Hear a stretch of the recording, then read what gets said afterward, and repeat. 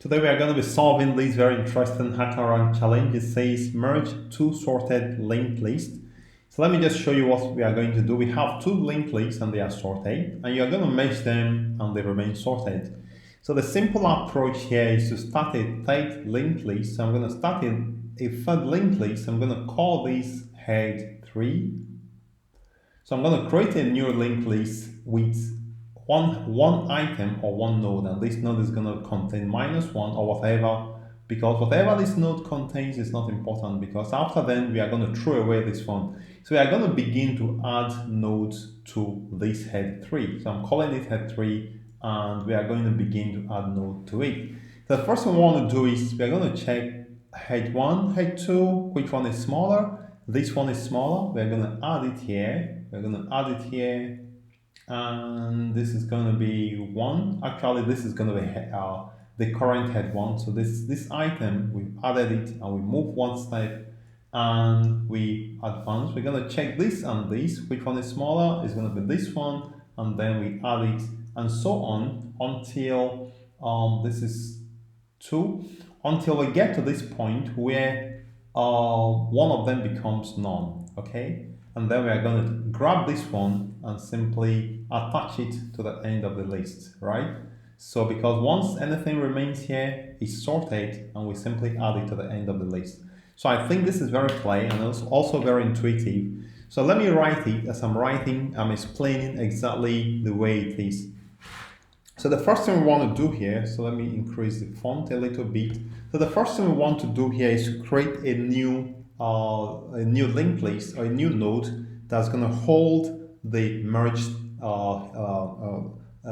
node that's going to hold the merged list. I'm going to call it head 3 is equal to singly linked list node. Just give it anything you want to give it is okay.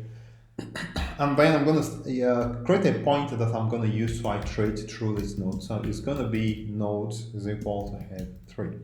So because each time you want to iterate a node and want to return the head of the same node, you need to create a pointer that you're going to use to iterate, and later on you're going to return this.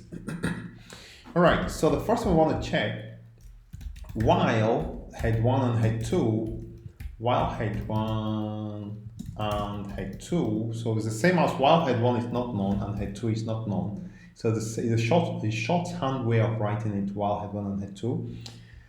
All right, so we're going to say if head 1 the data is less than head 2 the data.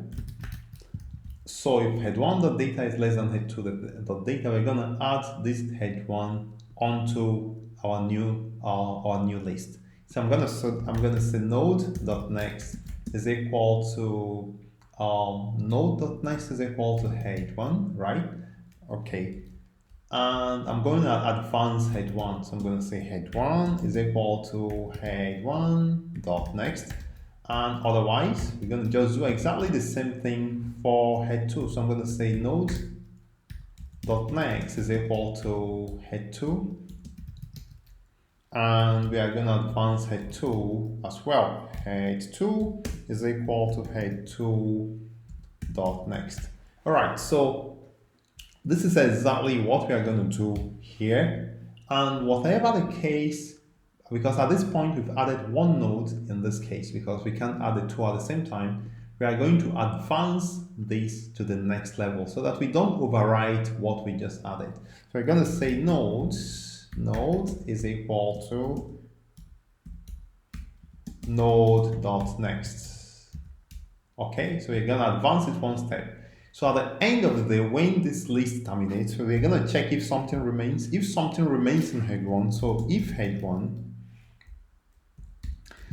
something remains in head 1, simply append it to node. So I'm going to say if something remains in head 1, I'm going to say node.next is equal to head 1.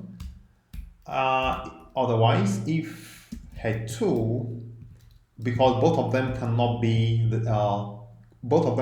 contain something, because we have one of them must be none and one of them contains something. So if it is actually head 2 that contains something. So I'm going to say node.next is equal to head 2.